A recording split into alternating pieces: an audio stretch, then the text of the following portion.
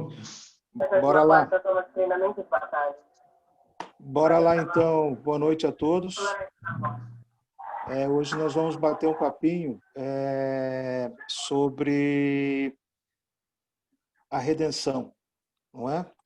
A morte redentora de Cristo. Eu preparei uns slides aqui para ficar mais fácil para a gente conversar. Tá bom? Pedrão, você pode compartilhar aí para mim a minha tela? Isso. Todos estão ouvindo? Faz um joinha. Gripa? Sim, Marquinho. Sim, ótimo. Então vamos lá. Compartilhar essa tela aqui. A morte redentora de Jesus. Na última fala minha, eu vim falando para vocês sobre Jesus Cristo, homem e Deus, né? E a gente concordou que, de fato, ele é verdadeiramente homem e verdadeiramente Deus. A igreja até sofreu bastante com essa afirmação, que ele é verdadeiramente homem e verdadeiramente Deus. Teve que se defender bastante, não é? Alguém para salvar a humanidade teria que ser humano também, não é? E para ele salvar, ele teve que morrer na cruz. Deus, quando cria o mundo, ele já tem um plano para a humanidade, não é? E apresenta esse plano para a humanidade.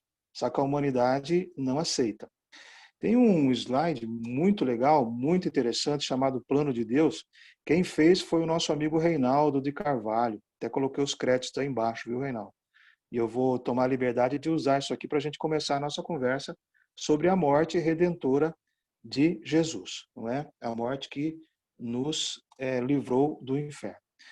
Deus fez o mundo e ele fez um plano para o homem que ele colocou aqui nesse mundo. Diz em Gênesis que quando ele criou o mundo, ele viu que era bom. Ele criou o homem e a mulher e ele viu que era muito bom.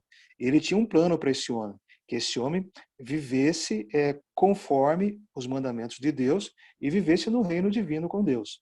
Tanto que a gente é convidado, através da graça, através do batismo, para viver no reino de Deus também. Né? Esse plano Deus vai e apresenta aos primeiros homens, né? Faz uma aliança, então, com Adão e Eva. Não é? E apresenta qual é o plano. Vocês vão ser os meus filhos, vão viver aqui nesse paraíso todo, e deu algumas regras, coisa e tal, não é? Mas os homens falaram não. Adão e Eva falaram não, a gente não quer. E pecou. Por que Adão e Eva pecou? Porque, segundo Adão e Eva, eles também tinham um plano, eles queriam viver conforme o plano deles, que não era retinho igual o plano de Deus, era todo torto, todo cheio de imperfeições. Esse era o plano de Deus. Quando Adão e Eva, quando nossos primeiros pais disseram não a Deus, eles cometeram um pecado, está lá em Gênesis, não é?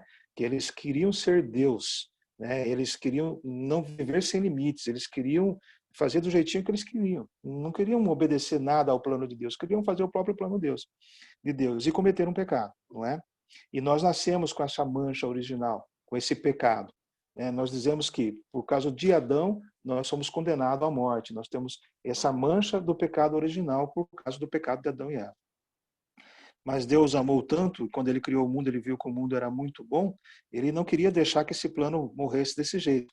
E ele fez outras alianças. As primeiras alianças lá com Noé, que teve o dilúvio, Abraão, Moisés e tantos outros profetas, não foi? E mesmo assim, oferecendo esse plano aos homens para que eles saíssem daquele plano do homem e voltassem para o plano de Deus. Mesmo assim, não adiantou. Todos os profetas, todos os ensinamentos de Moisés e Abraão não fez com que o homem saísse daquele plano que ele achava que era bom e voltasse para o plano de Deus. Deus resolve, então, fazer uma aliança definitiva. E o que ele faz? Ele manda o seu filho para a terra. Ele é o próprio Deus como homem, verdadeiramente homem, aqui na terra, não é? Deus envia o seu filho, o filho de Deus. Ele se faz homem, Jesus Cristo. Ele quis ser homem para que o homem pudesse voltar ao reino de Deus, pudesse voltar ao plano de Deus. E mesmo assim, a humanidade não aceitou. Numa das aulas, eu acredito que até foi naquela primeira aula, que a gente falava desse resgate do homem para o resgate do plano antigo do homem para o plano de Deus, através de Jesus Cristo, é como aquele vinhateiro que constrói uma vinha, não é? Ele está lá em Marcos 12, 1, 8. Aliás, está em todos os evangelhos, mas eu preferi pegar esse de Marcos aqui, não é? Ele diz o seguinte, Jesus começou a falar para eles em parábolas. Um homem plantou uma vinha, cercou-a, fez um tanque para pisar a uva e construiu uma torre da guarda. Depois arrendou a vinha para alguns agricultores e viajou para o estrangeiro. Na época da colheita, ele mandou um empregado aos agricultores para receber a sua parte dos frutos da vinha. Mas os agricultores pegaram o empregado, bateram nele e mandaram de volta sem nada. Então o dono da vinha mandou mais um empregado. Os agricultores bateram na cabeça dele e o insultaram. Então o dono mandou mais um e eles o mataram. Trataram da mesma maneira muitos outros, batendo em uns e matando outros. Sobrou para o dono apenas um, seu filho querido. Por último, ele mandou o filho até aos agricultores, pensando: eles vão respeitar meu filho. Mas os agricultores comentaram: esse é o herdeiro. Venham, vamos matá-lo, e a herança será nossa. Então agarraram o filho e o mataram, e o jogaram fora da vinha. Foi exatamente isso que aconteceu. Os homens, então, não aceitaram esse Salvador, esse Deus, e fizeram o quê? Eles o mataram, como está dizendo aí. Foi o que aconteceu. Deus mandou Noé, Abraão, Moisés, Jeremias, Isaías, todos os outros profetas para falar, João Batista, sobre o reino de Deus. Eles não aceitaram. Uns eles mataram, outros eles maltrataram, e assim por diante, não aceitando a palavra. Restou apenas um, Jesus Cristo. E Jesus Cristo veio aqui na Terra, então, com a missão. Jesus, deixa eu só tirar um ícone daqui que está me atrapalhando. Isso. Jesus foi entregue segundo os desígnios determinados por Deus, ou seja, desígnios, a vontade. Jesus foi entregue segundo a vontade de Deus, não é? A morte violenta de Jesus não foi o resultado de um acaso, num conjunto infeliz de acontecimento. Ela faz parte de um mistério contido no plano de Deus. Eu quis pegar essa leitura de Marcos para mostrar justamente isso. Deus havia mandado vários outros. Havia sobrado apenas seu filho, e mesmo assim ele manda, e fizeram a mesma coisa que fizeram com os outros. Tá? Então Deus tinha no seu coração, já na sua presciência, como diz aqui no texto, que ia acontecer a mesma coisa com Jesus. Tanto é que Jesus veio para cá com um plano de Deus. Deus tinha um plano para Jesus. Deus tinha uma missão para Jesus. E sabia que essa missão poderia acabar em morte de cruz. Mas se acabasse em morte, seria para a redenção dos homens, seria para a salvação dos homens, não é? Mas isso não foi resultado de um acaso, e sim da vontade de Deus.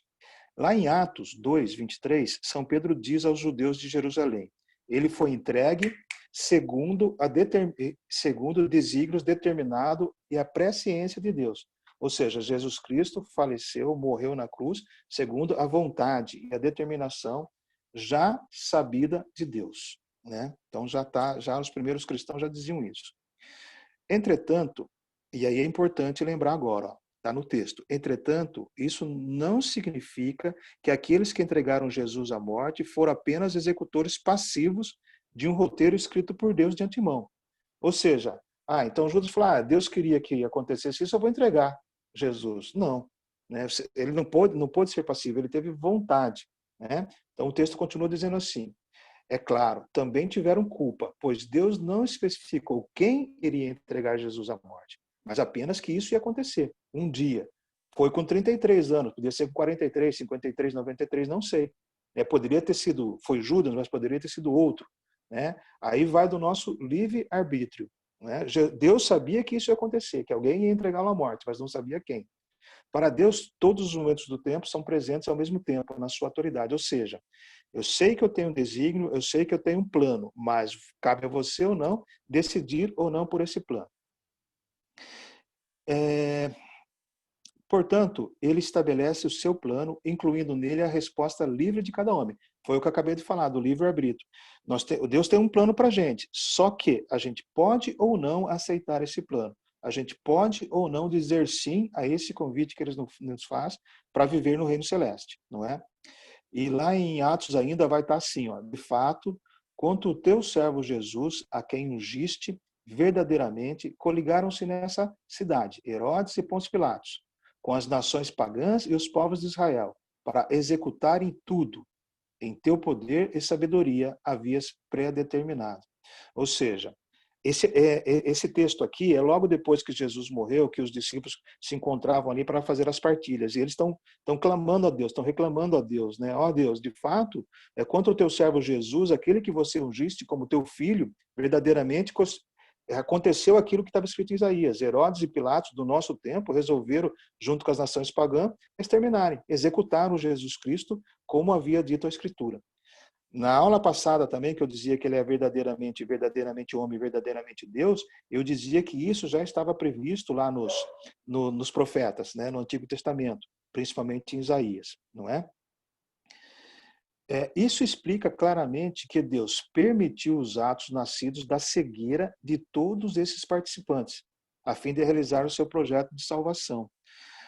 Não é que Deus falou que fulano ou Beltrano ia fazer isso, que Herodes e Pilatos iam acontecer, que Judas ia acontecer. Deus simplesmente permitiu porque o povo daquela época estava cego, não é? Então Deus permite os atos nascidos da cegueira de todos aqueles que executaram o plano. Como eu disse, não precisava ser naquela época, não precisava ser daquele jeito. Poderia ser mais para frente, poderia ser em outra condição, não é? Deixa eu só tirar um item daqui. Isso aqui vai ficar melhor.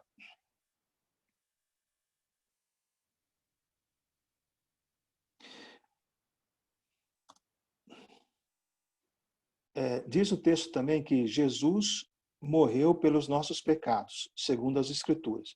Eu sempre fico intrigado quando diz assim que Jesus morreu pelos nossos pecados, não é? Eu penso, mas eu não estava lá. Mas a gente volta a falar sobre isso daqui a pouco. Esse projeto de salvação, segundo a morte de Jesus, já havia sido anunciado antecipadamente nas Escrituras, como fazendo parte de um mistério de redenção universal.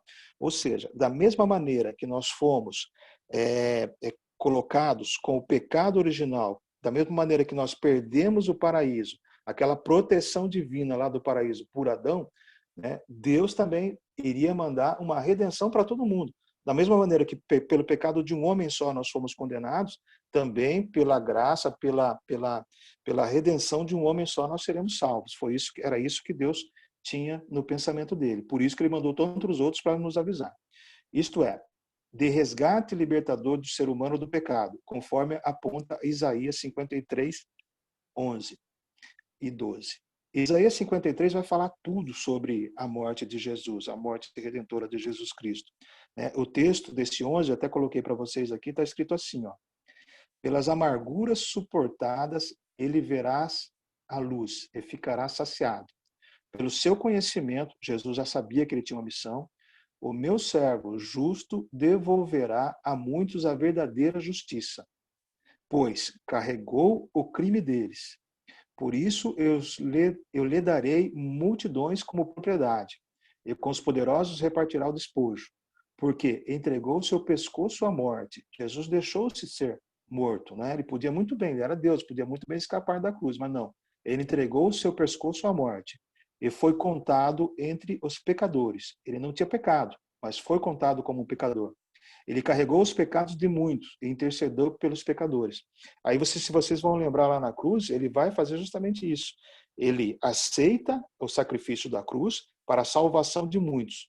E quem morria na cruz era um pecador, ele não era, mas ele aceita os nossos pecados. E mesmo na cruz ele intercede por nós, pelos pecadores, aquele que ainda estava colocando ele na cruz, não é? Em São João também diz isso, São João 8, 34, 36. O próprio Jesus fala: eu garanto a vocês, quem comete o pecado é escravo do pecado. O escravo não fica para sempre na casa, mas o filho fica aí para sempre. Por isso, se o filho os libertar, vocês realmente ficarão livres. Ó, ele está falando, o pecado vai ser sempre, o pecado vai ser sempre, se você pecar, vai ser sempre escravo do pecado. Mas se o filho, filho de Deus, o Deus aqui na terra, vos libertar, vocês ficarão livres. E foi isso que aconteceu. Ele assumiu os nossos pecados e morreu na cruz. São Paulo apóstolo, depois de convertido, na sua confissão de fé, também diz isso. Cristo morreu pelos pecados segundo as Escrituras. Ele fala para Coríntios, né, para a comunidade de Coríntios, que Cristo morreu pelos nossos pecados segundo as Escrituras. Paulo acredita fielmente nas Escrituras do Antigo Testamento e tudo aquilo que ele havia ouvido dos seguidores de Cristo, dos que conheceram a Cristo, que viveram com Cristo. A morte redentora de Jesus cumpre, de forma particular, a profecia do servo sofredor. Como eu disse, lá em Isaías 53 fala tudo dessa morte de Jesus Cristo. Ele diz que o servo vai sofrer, não é? Ele diz o seguinte, ele foi oprimido e humilhado. Ó, isso lá em Isaías, Antigo Testamento, 900 anos antes de Cristo. Mas não abriu a boca, tal como o cordeiro. Quando Jesus é indagado, você é filho de Deus? Ele fala, você que o diz. Ele não fala nada. Né? Ele foi levado para o matadouro, como ovelha muda diante do tosqueador.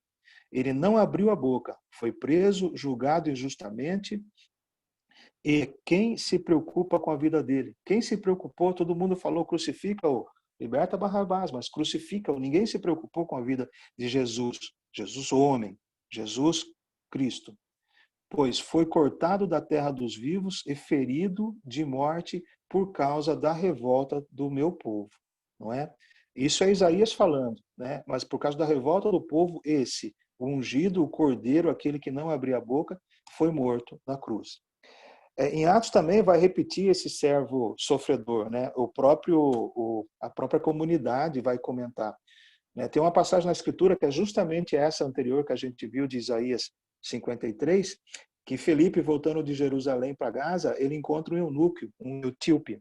Ele era um ministro de uma rainha da Etiópia, e ele vinha voltando de um retiro que ele havia feito de Jerusalém para Gaza, e ele estava lendo o profeta Isaías, e estava escrito justamente a passagem anterior, que dizia, a passagem da Escritura que o eunuco estava lendo era esta, ele foi levado como ovelha ao matadouro e como um cordeiro perante o tosqueador. Ele ficava mudo e não abria a boca. Eles o humilharam, lhe negaram a justiça. Quem poderá contar seus seguidores? Quer dizer, sumiram todos, porque eles o arrancaram da terra dos vivos.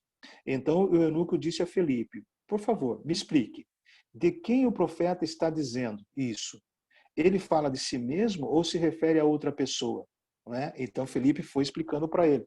Né? E tomando essa passagem da Escritura como ponto de partida, ele anunciou Jesus eunuco. Ele pegou desde o Antigo Testamento e foi trazendo, anunciando Jesus, que era aquele servo sofredor. Ó, eunuco. Esse Jesus, esse homem que o profeta Isaías fala, é Jesus de Nazaré, o Salvador. Tinha acabado de acontecer a crucificação de Jesus, não é? Jesus mesmo se apresentou o sentido da sua vida, da sua morte, à luz do servo sofredor. Lá em Mateus ele diz, pois o Filho do Homem não veio para ser servido, ele veio para servir e para dar a vida como resgate em favor de muitos. Lembra lá atrás que eu disse que Jesus já sabia da sua missão, que ele tinha uma missão dada por Deus? A missão era justamente essa. Né? Ele veio aqui para servir e para dar a vida em resgate e em favor de muitos. Ele veio para cumprir essa missão redentora. Até tem uma música, né? O Pai, Criador do mundo, o Filho, Redentor dos homens. E aí tá, Jesus Cristo vem ser a redenção, vem ser a salvação dos homens. Após a sua ressurreição, ele deu essa interpretação das Escrituras aos discípulos de Emaús e depois aos próprios apóstolos. E a gente conversava também esses dias, né, que ele disse o seguinte, então Jesus disse aos discípulos de Emaús, como vocês custam para entender e como demoram para acreditar em tudo que os profetas falaram, será que o Messias não deveria sofrer tudo isso para entrar na sua glória? É aquilo que eu falo, né? Jesus morreu pelos nossos pecados. Um homem tão bom, que só falava de amor, que só fez o bem, né? Sofrer e morrer numa cruz, ser martirizado, ser humilhado, ser abandonado, não é? Mas os profetas já diziam, eu cito bastante Isaías, mas os outros profetas também falavam, Jeremias, todos eles falavam que o Messias iria sofrer, não é? Para a sua glória. A morte na cruz vai ficar vazia, aquela cruz vai ficar vazia, porque ele vai ressuscitar. Essa é a vitória, essa é a sua glória. Se Jesus não ressuscitasse, nós não estaríamos aqui. Né? E se Jesus não morresse na cruz, se Jesus não apresentasse para a gente todo o caminho para chegar a Deus, certamente a gente estaria no pecado. No mesmo pecado dos nossos antepassados, no mesmo pecado de Adão e Eva, no mesmo pecado daqueles que não aceitaram o plano de Deus. né, o projeto de Deus, que não ouviram os profetas, não é? Então, essa morte redentora na cruz foi justamente para isso, para que ele sobressaia a morte, ele ressuscite da morte e a gente entenda que, de fato, ele é verdadeiramente homem, mas ele também é verdadeiramente Deus. Como homem, ele suportou tudo, né? Ele viveu igualzinho a todos nós, exceto no pecado. E mesmo assim ele foi julgado injustamente e carregou os nossos pecados. E quando eu digo que, mas eu não estava lá, eu não pequei. Mas toda vez que eu olho para aquela cruz vazia, eu me lembro que ali teve um homem que só pregou o amor, que só fez o bem e que me ensinou que se eu for bom, eu vou para o reino do céu. Eu vou para junto de Deus, ao lado direito do Pai também, junto com ele. É isso que ele veio me salvar, não do pecado que eu havia cometido, mas do pecado que eu venha a cometer, para que eu não cometa esse pecado. É essa redenção que Jesus trouxe para mim. Isso já era desígnio de Deus. Quando ele me criou, ele já tinha deixado um Deus salvador, não é? A fé apostólica no projeto da salvação. E para a gente acreditar nessa salvação redentora de Jesus, a gente tem que ter fé nesse projeto. Por tudo isso que a gente falou até agora, São Pedro pôde apresentar do segundo modo as fé dos apóstolos. Ele diz que fostes resgatados da vida fútil que herdaste dos nossos pais. Ou seja, eu, Marcos, que não conheci Jesus, que não gritei crucifica-o, eu fui resgatado daquela vida fútil de Adão e Eva, ou dos nossos pais que abandonaram a Deus, pelo sangue precioso de Cristo, aquele sangue que ele derramou na cruz, como um cordeiro sem defeito, sem mácula, né? Conhecido antes da fundação do mundo, mas manifestado no fim dos tempos por causa de nós, por causa de vós. Está lá na primeira carta de Pedro. Pedro escreve muito pouco, mas quando ele escreve é bem profundo, não é? Então, eu fui resgatado da vida fútil que eu herdei pelo pecado original, pelo sangue precioso de Cristo. E muitos dizem aí, o sangue de Jesus tem poder. É isso aí. Ele foi um cordeiro passivo, quieto, sem pecado, calado. Ele seguiu os planos de Deus calado. Ele já era conhecido antes da fundação do mundo, mas ele se manifestou nos últimos tempos e prometeu que vai voltar. E aí, quando eu falo que ele permaneceu calado, tem aquela passagem que ele sua sangue, né? Ele diz, Pai, se for possível, afasta de mim esse cálice, né? Mas se não for, que seja feita a sua vontade. E eu fiquei ouvindo esses dias para trás, um cara falou assim, ó, pelo não de Deus a Cristo, nós fomos salvos. Ó, até quando Deus fala não para o próprio filho dele, a gente é salvo. Deus falou para ele naquele momento, não, filho, não, Jesus, você veio na terra para redimir os homens, então você vai tomar esse cálice, porque é o meu plano para você. E Jesus fala, se não for possível, então que seja feita a sua vontade. Não é? Olha só, Deus também falou não para o seu próprio filho, para Jesus Cristo. Não, não vou tirar esse cálice, vai até o final. E esse não de Deus para Cristo nos salvou. Olha que maravilha. Até quando Deus parece que é ruim, eles nos salvam. Ao invés de ser o próprio filho na condição humana, de uma humanidade decaída, destinada à morte por causa do pecado, Deus o fez pecador por causa de nós. O cara que nunca pecou se tornou pecador naquele momento. E ele não conheceu o pecado. Isso a fim de, por ele, nós tornemos justificados perante a Deus. Ele morreu na cruz sem pecado algum, mas mostrando para a gente, ó, não peque. Se você não pecar, se você tiver uma vida reta, temente a Deus, você vai viver no reino dos céus comigo. Se você quer conhecer a Deus, vem, segue-me, faça o que eu faço. Jesus não conheceu a reprovação, pois não pecou. Mas o amor redentor, que sempre o uniu ao Pai, conhecedor do plano dele, sabendo que ele tinha uma missão aqui, mesmo sendo verdadeiramente homem, ele seguiu os desígnios de Deus. Mesmo tendo vontade humana, ele preferiu aceitar os mandamentos de Deus, ele preferiu ouvir os profetas.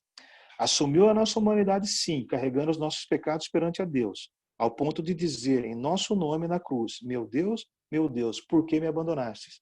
Isso é a fraqueza humana. Muitas vezes, quando a gente está numa dificuldade, a gente fala, Deus me abandonou, né? Deus me deixou aqui. Jesus Cristo também. Né? Num certo momento de fraqueza humana, ele diz, meu Deus, por que me abandonaste? Embora isso seja um salmo, né? Isso está lá no Salmo 22. Marcos cita isso no Evangelho, mas é um salmo. Pegue lá o Salmo 22 depois, já no comecinho.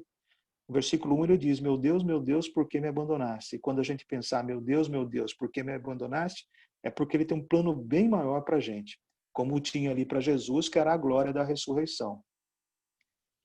Tendo então tornado Jesus solidário com nós, comigo, com todos os outros e com você, pecadores, Deus não poupou seu próprio filho, mas o entregou por todos nós, não é? Está lá em Romanos, São Paulo falando aos Romanos, a fim de que fôssemos reconciliados com ele pela morte de seu filho. Quando Adão e Eva pecam, abre um espaço muito grande entre a humanidade e Deus, né? E Jesus Cristo vem justamente ligar essa lacuna, esse espaço que está ali. Jesus Cristo vem unir totalmente a humanidade com Deus novamente, com seus ensinamentos e com a redenção. Falou, não, pode deixar que eu vou ser morto por expiação. Eu vou salvar toda a humanidade, não é?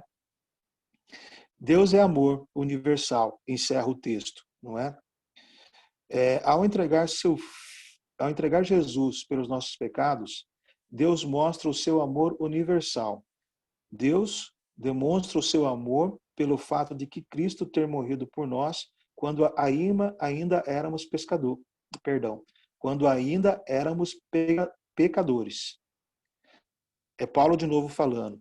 E é preciso saber que esse amor de Deus, ele não exclui ninguém. Não importa se você é bonzinho ou se você é malzinho, né? A graça de Deus e o resgate de Jesus Cristo foi para todo mundo. Ele está ali na cruz, ele pregou, ele ensinou para que todos fôssemos salvos, sendo bons ou não, sendo seguidores de Deus ou não, né? Nós fomos oferecidos a essa salvação.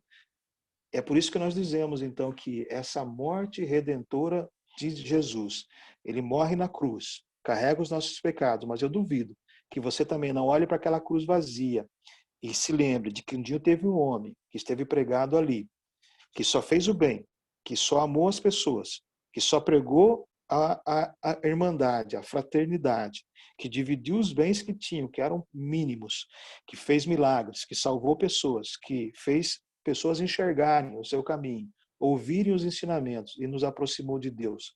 Eu duvido que quando você olha para essa cruz, que tinha um homem assim, você não se arrepende de todos os pecados que você cometeu antes de conhecê-lo. Eu duvido que se você também não olha para essa cruz, depois de tê-lo conhecido, você vai pecar para fugir dessa graça, para fugir desse convite de viver a eternidade depois da morte ao lado de Deus. Não é?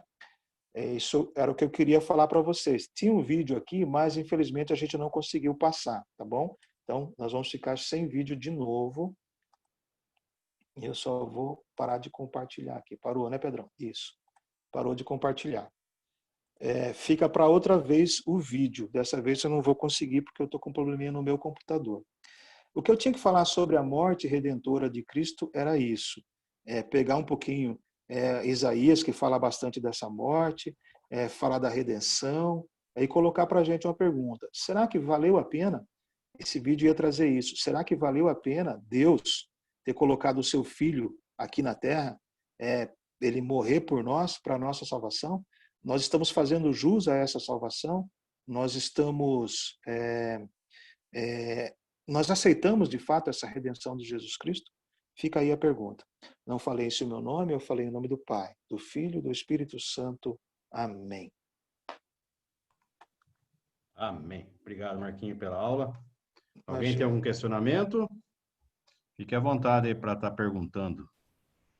Eu não tenho questionamento. Posso falar? Pode, mas se vocês tiverem pergunta, nós temos na sala o Reinaldo e o Visioli, tá? Ok. Eu não tenho pergunta, viu, Marquinhos? Parabéns, boa aula. Obrigado. Só queria corrigir lá o começo, quando você deu os créditos do plano de Deus, que eu faço isso na minha mensagem de igreja. Não é minha isso daí, esse gráfico, tá? Esse gráfico está naquele livro, O Plano de Deus, do padre José Ribola. José Ribola, muito bem. É muito bom esse livro, tá? Não sei se ainda tem para vender, mas quem puder ter esse livro é muito bom para quem está no cursilho, para quem gosta de fazer mensagem no cursilho. O padre Ribola foi um padre assessor nacional do cursilho, tá? Acho que foi logo após a saída do nosso bispo, que Dom Anísio, tá? E ele fez algumas colocações nas rádios de Aparecida. Ele era o redentorista, então, e depois eles escreveram esse livro. É muito bom, quem puder ter isso daí. Então, os créditos que você me deu é do Padre Ribola. Só Eu vou isso. colocar Padre Rebola / Reinaldo, então, na próxima. Mas é que eu vi pela primeira vez em slide, você que colocou. Eu achei muito interessante e gostei muito. É interessante. Na Cúria, na Biblioteca do Cursilho, tem um exemplar só desse livro, O Plano de Deus, do Padre Rebola, tá? Então, se vocês quiserem, mas é aquele negócio, pega, vê e depois devolve para a gente, tá bom? Porque a gente, infelizmente, só tem um exemplar. Mas deve ter nas melhores livrarias católicas aqui, tá bom?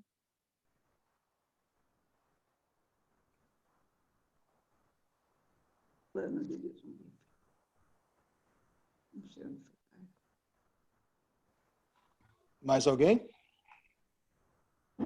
Viu, Marcos? Eu Ô, queria dizer uma coisa, já que o Reinaldo lembrou do Padre Rebola, isso acho que só eu, que estou vivo ainda naquele tempo. Uma ocasião, o Padre Rebola veio aqui em Piracicaba para participar de um cursilho nosso. E durante a reunião preparatória para o cursilho, alguns andaram perguntando para ele como é que deveriam abordar determinadas palestras, isso ou aquilo. No fim, ele falou: olha, vocês querem saber de uma coisa? Eu vou dar todas as palestras do cursilho. E deu. Ele deu todas as palestras. O cursilho, só ele deu as palestras. Alô. Vocês imaginem como deve ter sido isso daí. Eu tive a chance de ouvir. Claro que o coordenador entrava fazendo o papel dele, mas as palestras todas foram dadas por ele. Ele gostava muito do cursilho. E quanto à sua palestra, parabéns, eu gostei muito, está muito bem feito. E eu lembrei-me de... Você se lembra do tempo que a gente fazia a Via Sacra na primeira noite do cursilho? Lembro, era lá por volta de 2003, quando a gente deixou de fazer, ou 2004, se eu não me engano. Eu não sei como é que a gente arrumava tempo, mas enfim. E uma das estações cabe muito bem nessa palestra, que era a seguinte: aquela passagem em que os fariseus, olhando para Jesus na cruz, morrendo, diziam o seguinte: você salvou os outros e não pode se salvar a si mesmo? Se é o Filho de Deus, se és o Filho de Deus, desce dessa cruz e nós acreditaremos. E daí o texto da Via Sacra falava: não desça, Senhor. Não desça dessa cruz, porque se o Senhor descer, quem vai estar aí sou eu, carregando os meus pecados. Muito bonito isso, né? Muito bonito, de Parabéns, arrepiar, viu? Visione. De arrepiar. Lembrando também que esses textos, quem prepara para a gente, a maioria deles, se não a grande maioria deles, é o Visioli, ele dá a base, e a gente vai e coloca um pouquinho mais de uma coisinha ou outra que a gente estuda no meio do caminho. Mas a base é sempre o Visioli que passa para a gente, tá bom? Só para deixar os créditos aí também bem especificados. E você lembrou um negócio interessante que estava lá dentro, né? Se Jesus Cristo não aceita morrer na cruz, é justamente isso. Nós não seríamos salvos. E aí sim nós estaríamos mortos ali naquela cruz entre aqueles dois ladrões, não é? É justamente isso. A gente podia até lembrar um dia e tentar reviver essa via sacra, nem que seja aqui na escola vivencial mesmo, né, Visione? Seria interessante. Vamos ver se a gente Ali, pensa sobre isso. para a reflexão, ela é muito boa, ela é muito interessante. Tem uma pergunta que fizeram aqui no grupo assim: a transfiguração de Cristo tem a ver com esse tema? Eu vou colocar da minha posição, aí eu pediria que o Visioli ou outros da sala que quiserem comentar também coloquem. A transfiguração, na minha ótica, é assim, é para mostrar que Jesus Cristo, de fato, é verdadeiramente Deus, que ele se transforma na frente dos discípulos, dos seus seguidores. Mas, para mim, a transfiguração, quando ele se transfigura, ele conversa com Elias, não é? que já está morto. Para mim, a transfiguração tem mais a ver com a vida eterna, que existe vida após a morte. Na minha ótica, eu entendo essa passagem da transfiguração de Jesus Cristo, é dele conversar com além da terra, do pessoal que já morreu. Não é? Elias, e eu acho que tinha mais alguém que ele havia conversado também. Né? Mas aí o Visioli podia explicar se a transfiguração tem a ver com essa morte redentora. Não, é isso mesmo que você disse aí. É só acrescentar que, ao Jesus aparecer para os apóstolos, conversando com Moisés e Elias, né? Isso prova de que ele já existia antes, né? E vai existir para sempre, e a morte que ele passou aqui na Terra mostra que realmente ele era o Filho de Deus. Tem a ver indiretamente, mas de qualquer forma, todos os atos da vida de Jesus estão ligados à sua missão. E essa missão era nos salvar. E foi isso que ele fez. Complementando o que o Marquinhos falou e o que o Visioli falou, eu acredito que essa transfiguração de Jesus existiu para ele mostrar para a comunidade dos apóstolos, tá? Que nós somos uma igreja que vem da comunidade dos apóstolos, como vai ser a nossa transfiguração após a nossa morte. Nós também vamos ser transfigurados como Jesus. Então, quer dizer, essa transfiguração é o que nós chamamos de essência no curso de teologia. Você não vai ter o corpo carnal como nós temos hoje. Então, é uma essência, tá? Então, a transfiguração mostra essa essência, mostra como vai ser a nossa ressurreição. Muito bem, acho que respondeu uma pergunta, a Morim que perguntou, não é? Obrigado, ótimo, está feito então.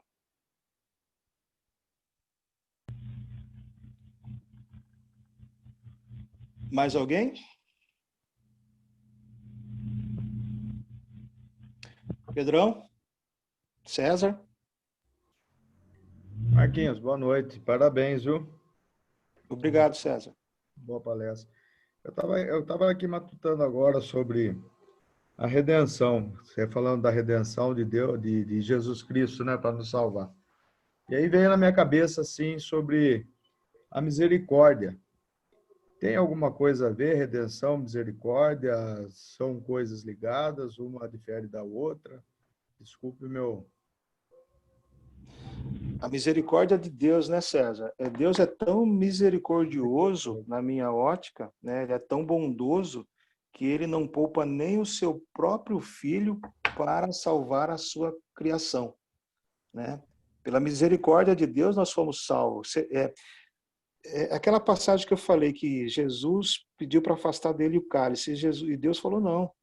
Não, essa é a missão. A gente tem que salvar a humanidade. É para isso que você foi. É para isso que nós, eu, você, o Espírito Santo, o Pai Criador, o Filho Redentor e o Espírito de amor veio na Terra para salvar essa humanidade. Então eu penso que essa salvação através da morte de Cristo, essa redenção, foi um ato misericordioso de Deus para com os pecadores que somos nós. Não é? Eu penso que é dessa maneira. Tem a ver. Para mim tem tudo a ver. A redenção com a misericórdia divina de Deus. É isso aí, né, Marquinhos? Isso aí, né, Rei? Sim, obrigado. A misericórdia de Deus. De Jesus é redenção. Redentor quer dizer aquele que redime, aquele que tira do cativeiro, aquele que salva, aquele que alivia. Então, Jesus é aquele que nos salvou. E quem tem a misericórdia é Deus. Isso aí.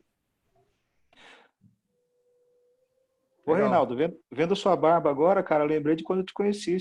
O apelido teu era Barba porque você tinha barba, lembra? Prenderam meu barbeiro, não tem dinheiro para comprar gilete, por isso que tá barba. Assim. Só que na época ela era preta, tá? Esse é sinais dos tempos. Isso aí. Se eu deixar essa barba aí, a minha mulher me bota para fora de casa. Eu imagino. Marquinho, Visioli e Olha o lá, Reinaldo. é, Então, só um questionamento. Você disse que Jesus, quando escolheu os apóstolos, né? Eu tenho uma dúvida que eu tenho.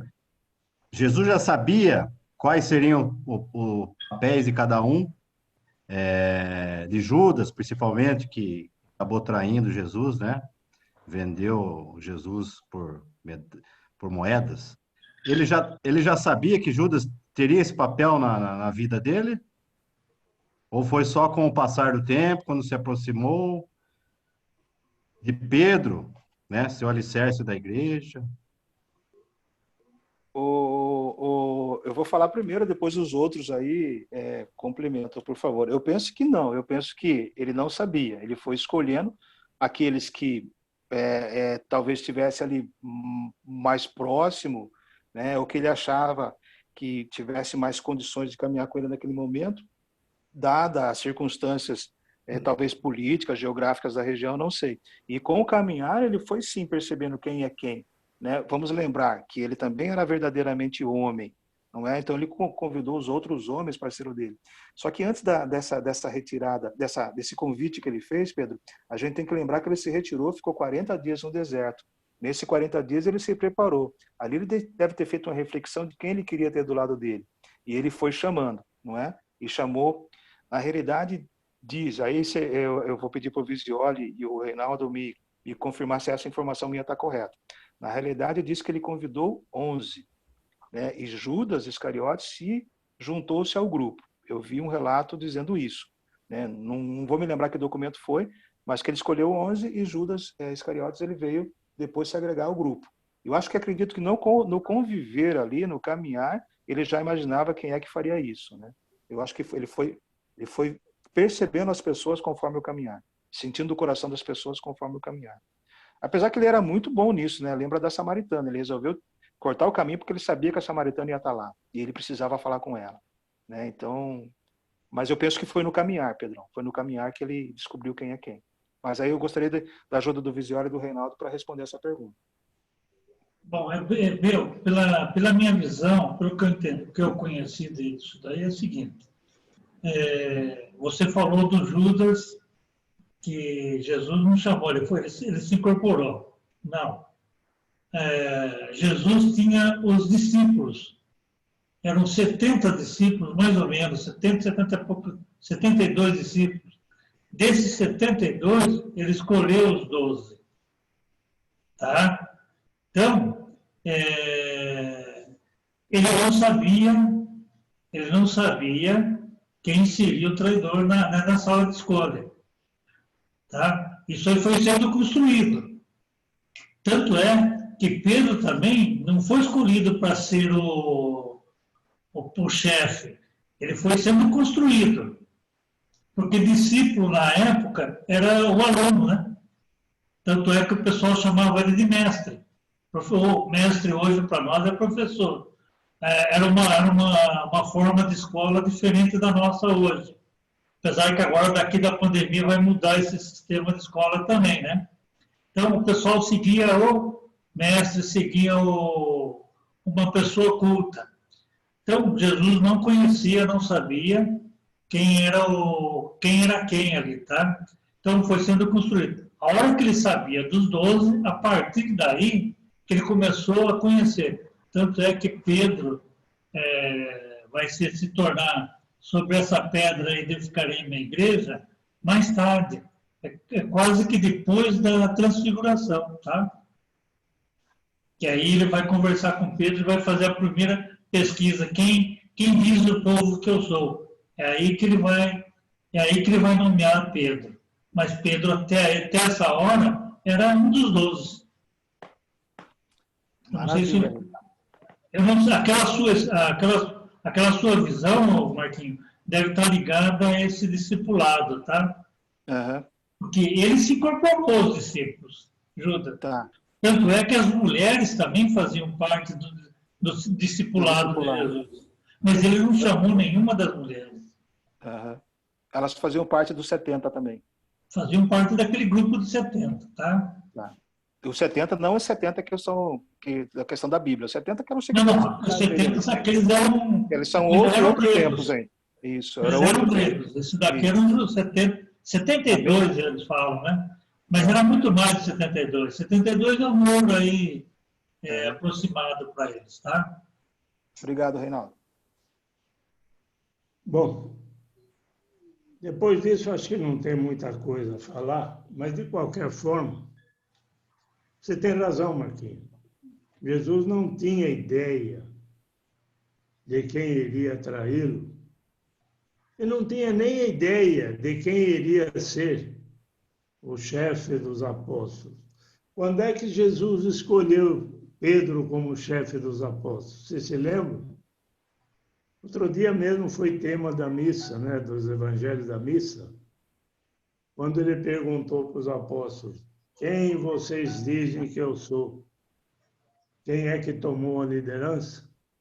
Pedro. E disse: tu és o Cristo, Filho de Deus.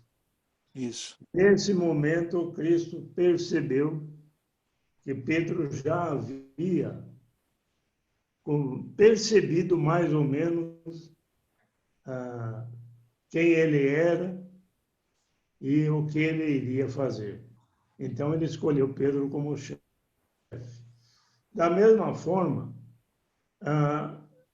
essa história que você ouviu sobre Judas ter se oferecido deve constar de algum evangelho apócrifo, porque nos evangelhos não existe nada disso. Não, E né? não existe também por um motivo. Vejam bem, naquela época havia não só Jesus, havia muitos, digamos assim, anunciadores de Deus em Israel. Não era só Jesus, havia dezenas. E essas pessoas que eram tidas como profetas da época, eles eram tidos mais ou menos como professores da religião judaica. Vejam que o Cristo era chamado de quê? De mestre. Mestre, rabi. Então, rabi, né? Como diz o hebraico. E esses mestres, e Jesus nesse sentido não era diferente dos outros, eles escolhiam os seus discípulos. Não eram os discípulos que se ofereciam e eram aceitos. Eles escolhiam. E Jesus escolheu os 12, sem saber que o Judas seria aquele que iria traí-lo. Ele sabia, sim, isso ele sabia que alguém ia traí-lo, mas não sabia quem. Então, aliás, isso estava naquele plano de Deus que você mesmo falou aí, que o Reinaldo colocou, que o Filho de Deus, o Messias, iria ser traído. Mas também não foi Deus que o colocou, né, Judas nessa posição.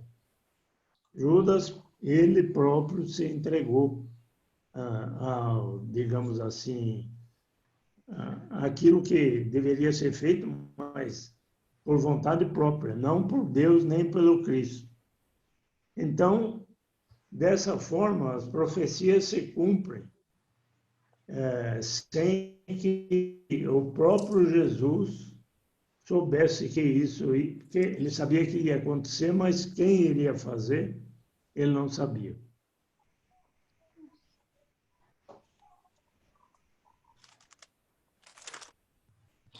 O Amorim está perguntando de novo se foi o primeiro sacrifício de Deus foi ser homem. Como é? Se o primeiro sacrifício de Deus foi ser homem, foi ter nascido homem. Eu penso que não, né? Eu sei lá o que Deus pensa. Já só de nascer numa manjedoura. Então, um pobre, né? Viu, Marquinhos? Precisaria ver o que entende por sacrifício aí, né? O sacrifício da cruz. O primeiro, comparando com o sacrifício da cruz, o primeiro sacrifício de Deus foi ter nascido homem. Não foi ter criado o homem? Não, ser Deus, ter nascido homem. Criado homem. Você sabia que na Bíblia está que ele se arrependeu, né, antes do dilúvio lá. Ele viu que o coração do homem era maldoso, né? Ele está falando aqui, Jesus nascido como homem. Exato. Eu penso que não. Eu acho que Deus queria fazer parte da humanidade. Deus queria ser nosso amigo, né? Então, nada mais justo dele ser amigo nosso, dele se tornar um de nós. Então, ele veio em forma do Filho aqui na Terra. O Deus se fez homem para que o homem se fizesse Deus. Vivesse com ele também lá na vida eterna. Eu penso que não foi um sacrifício, não. Foi até misericordioso, novamente, pela parte de Deus, de ter feito Jesus Cristo nascer homem aqui no meio de nós. A criação de Deus é muito boa. Ele já dizia isso. Depois que ele criou o homem, ele falou que o mundo era muito bom. Muito bom. E ele queria que Jesus também fosse muito bom nesse mundo dele. Mas, viu, Marquinhos, mas se nós pensarmos em termos de missa, quem faz o sacrifício de Deus na missa somos nós, não é Deus. Nós temos a paixão, morte e ressurreição de Jesus. E Jesus é o Redentor, é aquele que salva. Uhum. Não fala em sacrifício de Jesus aí. Fala em Salvador. Exatamente. E tem mais uma coisa, viu, que eu queria assinalar. A palavra sacrifício e o ato de sacrificar-se está intimamente ligado à natureza humana de Jesus. O que ele sofreu na carne. Também sofreu no espírito, mas o sacrifício foi um ato humano, para que nós entendamos o valor daquilo. Deus não opera sacrifícios. Deus opera misericórdia. Né? Deus opera o seu plano de salvação. Então, o sacrifício se refere muito mais à pessoa humana de Jesus e ao sofrimento e humilhação pela qual ele passou. Então, é assim que a gente deve entender as coisas.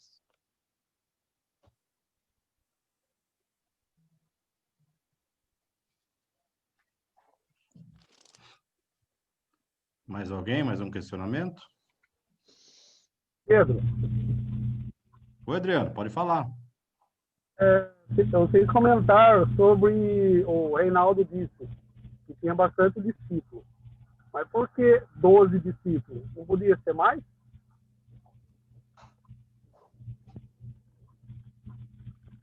Podia. É que o número 12 se referia às 12 tribos de Israel. Entendeu? E o número 12 era todo o povo. Então, cada apóstolo... Bom, vamos lá. Discípulo é aquele que ouve e aprende. Apóstolo quer dizer aquele enviado. Então, Jesus escolheu 12 e colocou o nome de apóstolo. Enviou 12, tá? Mas os discípulos eram muito mais. 72, nós sabemos 72 porque quando ele, numa certa altura da vida dele, ele mandou 2 a 2, pegou 72 e dividiu em 2, e de 2 em 2 e mandou para o mundo. Depois recebeu eles de volta. Aí a Bíblia fala em 72. Nós não sabemos se era 72 mesmo ou se era muito mais de 72, tá? Então, dentre esse grupo, dessa comunidade, ele escolhe 12. Isso representa, para nós, para quem escreveu o Evangelho, as 12 tribos de Israel. Quer dizer, o povo de Israel. Tanto é que ele pede para os apóstolos falar primeiro com o povo de Israel, depois sair para fora. Tanto é que Paulo passa a ser um apóstolo dos gentios. Por quê? É chamado depois da morte de Jesus. Então, talvez não tenha nem sido 12 apóstolos, tá? Teriam sido mais apóstolos. É que as escrituras, os evangelhos inspirados, né? Falam em 12. É isso. Não sei se eu respondi, Adriano, mas qualquer coisa, depois entra em mais detalhes. Ah, não, eu entendi a resposta. Agradeço. Obrigado.